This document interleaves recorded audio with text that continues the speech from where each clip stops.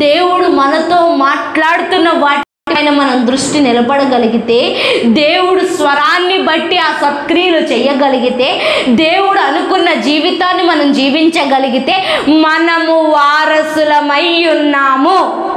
అంటే ఈ వారసత్వపు హక్కు మనల్ని దేవుడి దగ్గరికి తీసుకెళ్తుంది. అందుకే దేవుడితో మాట్లాడే జీవితం కావాలా. దేవుడు మనతో మాట్లాడితే మనం వినగలిగే జీవితం మనకి ఉండాలా. ఏంటి? దేవుడు మాట్లాడితే మనం వినే జీవితం ఉండాలా. అప్పుడే మన సొంత ప్రజలం అవుతాం. ఈ మాయా మత్తు ఏంటి అంటే, నువ్వు చర్చికి వస్తే ఇంకా దేవుడి సొత్తు అని అనుకుంటాం చాలామంది. బాప్టిజం తీసుకుంటే దేవుడు సొత్తు అని అనుకుంటాం. దేవుడితో సంబంధం లేకుండా వారసత్వం ఎట్లా వస్తుంది? అందుకే ఎప్పుడు నువ్వు దేవుడి స్వరాన్ని వినే వ్యక్తిగా నువ్వు ఉండాలా. 13వ వచనం, అయినను మునుపు దూరస్తులైన మీరు ఇప్పుడు క్రీస్తు యేసునందు క్రీస్తు రక్తము వలన సమీపస్తులై ఉన్నారు.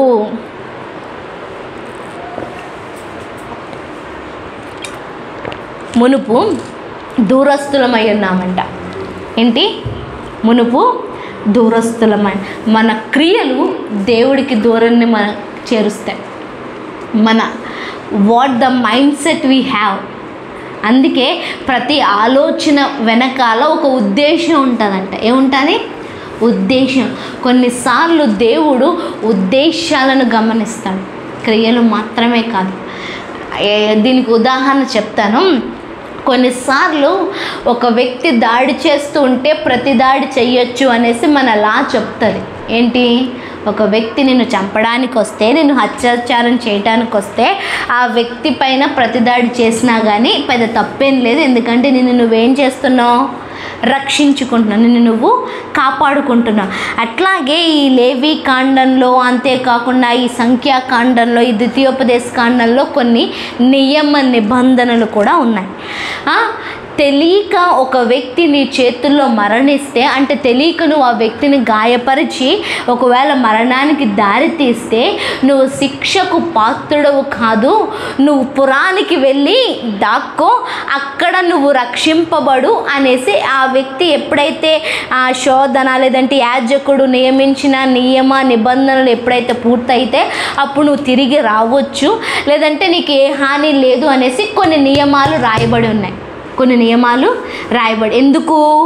ఉద్దేశపూర్వకముగా చేసిన పాపము తప్పు కాదు కాబట్టి, ఉద్దేశపూర్వకంగా వ్యక్తిని చంపలేదు కాబట్టి నువ్వు శిక్షకు పాత్రుడవు కాదు. మన దేవుడు ఉద్దేశాలను చూసే దేవుడు. ఏంటి? ఏ ఉద్దేశంతో మనం నిలబడుతున్నాం, ఏ ఉద్దేశంతో ఈ పని చేస్తున్నాం, ఏ ఉద్దేశంతో నీ జీవితాన్ని నడిపిస్తున్నాం, ఏ ఉద్దేశంతో మనం ముందుకెళ్తున్నాం అన్నిటిని దేవుడు పట్టించుకునే దేవుడు.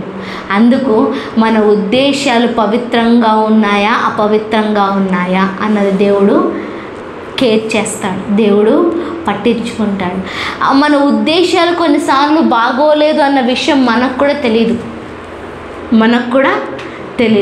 బైబిల్ అవి మనకు తెలియచేస్తుంది. బైబిల్ మనకు అవిటిని తెలియచేస్తుంది. వాక్యాన్ని చదివేవాడు అదేంటి ఈ ఆలోచనలన్నిటినీ కూడా ఈ వాక్యం అంట పరిశోధిస్తుందంట, పరిశీలన చేస్తుందంట. ఏం చేస్తుంది? పరిశీలన చేస్తుందంట. అంటే ఏంటి? ఇప్పుడు మనం బట్ట బాగా మురికి పడ్డది కానీ లేకపోతే కాఫీ మరక పడ్డ వైట్ షర్ట్ ఉందనుకో, ఏం చేస్తాం? ముందు ఏం చేస్తాం? సర్ఫ్లో నానబెడతాం, అంతే కదా. తర్వాత సబ్బేసి తోముతాం. అట్లాగే వాక్యం నిన్ను ఆలోచింపజేస్తుంది. ఏం చేస్తుంది? ఆలోచింపజేస్తుంది. నీ ఉద్దేశం ఇలా ఉంది, నీ తలంపు ఇలా ఉంది, నీ మాట ఇలా ఉంది, నీ క్రియ ఇలా ఉంది, నువ్వు చేయటం ఇలా కాదు, ఇలా చెయ్యాలి, నీ ప్రవర్తన ఇది కాదు అని ఆ వాక్యం ఏం చేస్తుంది? ఆలోచింపజేస్తుంది. చాకలి వాని సబ్బు వంటిది కాదా నా వాక్యానికి ఒక పేరు ఉంది. తర్వాత అది నిన్ను రాపిడి చేస్తుంది. ఏం చేస్తుంది అంటే రుద్దుతుంది. ఏం చేస్తుంది? రాపిడి చేస్తుంది. వాక్యానికి ఆ శక్తి ఉంది. మనం కేవలం ఒక పుస్తకంగానే దీన్ని చూసామనుకో, జీవితం మారదు. జీవితాన్ని మారుస్తుంది అని దీని దగ్గరకు వస్తే ప్రతి మాట నిన్ను పరిశీలన చేస్తుంది, పరిశోధన చేస్తుంది, ఆలోచింపే చేసేలాగా చేస్తుంది, నిన్ను రాపిడి చేస్తూ నిన్ను రుద్దుతూ నీలో ఉన్న మచ్చను తొలగించేలాగున నిన్ను చేస్తుంది. మునుపు దూరస్తులు, ఇప్పుడు సమీపస్తులు. నిజంగా చెప్తున్నాను, దేవుడికి మనం దూరం అయిపోవడానికి గల కారణం పెద్ద పాపమేమి కాదు, మన ఉద్దేశాలు, ఆలోచనలు. ఏం కాదులే, వెళ్ళొచ్చులే, ఏం కాదులే, చదవచ్చులే, ఏం కాదులే, చెయ్యొచ్చులే అన్న ఈ చిన్నదాన్ని దేవుడు కేర్ చేస్తాడు. దేవుడు ఉద్దేశాన్ని చూసే దేవుడు.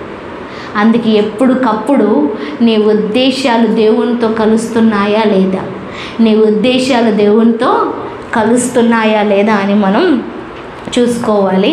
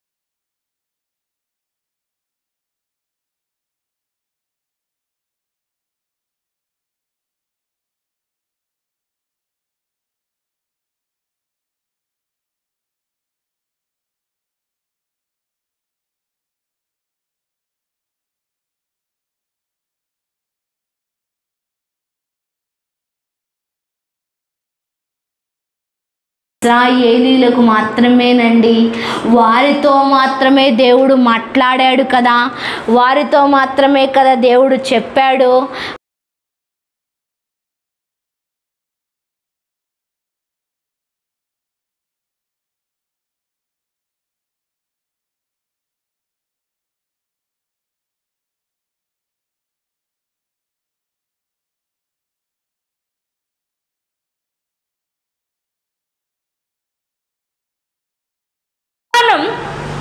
మనం పంచుకోవచ్చు.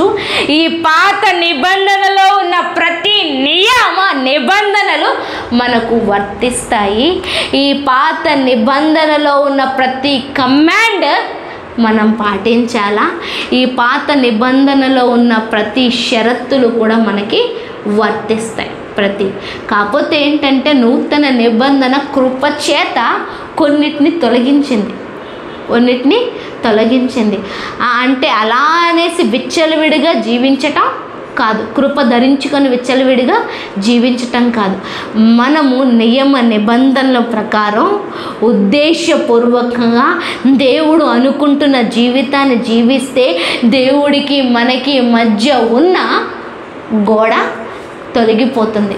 మనం బ్యాప్టిజం తీసుకొని దేవుడితో మాటలు లేని, దేవుడితో సంబంధం లేని, దేవుడితో సహవాసం లేని జీవితాన్ని జీవించి ఒక్కటే శరీరం అంటే చల్తానై అది పనవ్వదు. ఒక్కటే శరీరం కాదు. ఎవరితో? నేను ఇశ్రాయేల్ విషయం గురించే మాట్లాడట్లేదు. యేసుక్రీస్తు ప్రభువుతో మనం ఏక శరీరమై ఉన్నాము. యేసుక్రీస్తు ప్రభువుతో మనం ఒక్క శరీరమై ఉన్నాము. ఆయన శిరస్సు అయి ఉన్నాడు, నువ్వు నేను దేహము శరీరమై ఉన్నాము. ఒకళ్ళని దేవుడు నన్ను చెయ్యిగా వాడుకుంటే నిన్ను కాలుగా వాడుకుంటాడు, నిన్ను గుండెగా వాడుకుంటే నన్ను ఊపిరి పీల్చుకునే ఊపిరితిత్తులుగా వాడుకుంటున్నాడు. ఎవరి పని వారు చెయ్యాల్సిందే, ఎవరి పని వాళ్ళు చెయ్యాల్సిందే.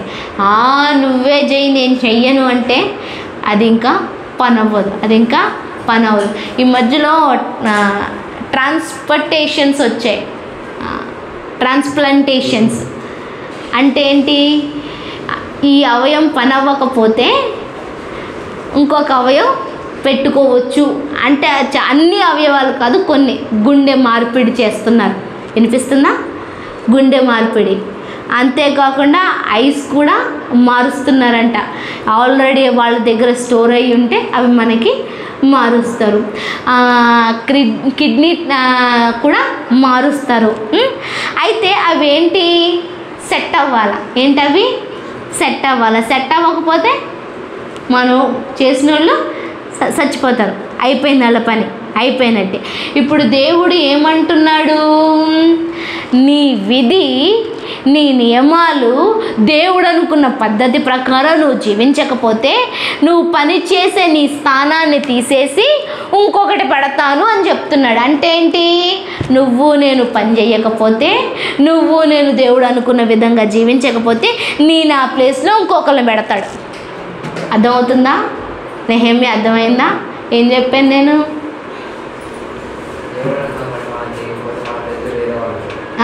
అది అంటే ఏంటి?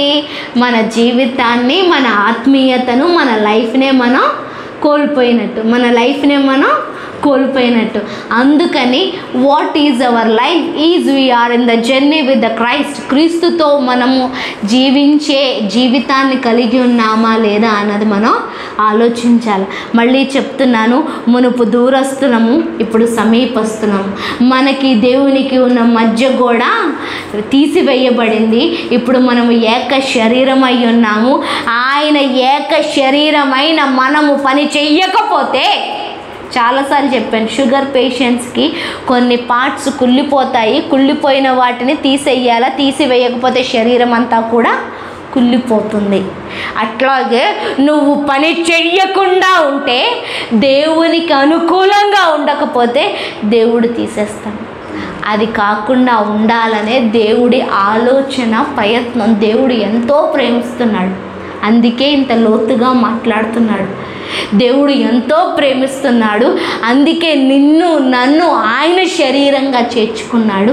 దేవుడు ఎంతో ప్రేమిస్తున్నాడు కాబట్టి నానా అది కాదు ఇది అని ప్రతి విషయాన్ని మనకి తెలియచేస్తున్నాడు. ఈరోజు సొంతంగా మనము దేవుడి స్వరాన్ని వింటే ఆ ప్రయాణంలో మనం ఉన్నట్టు చేరుకోగలం. ఇందాక పాట పాడుకున్నాం కదా, యేసు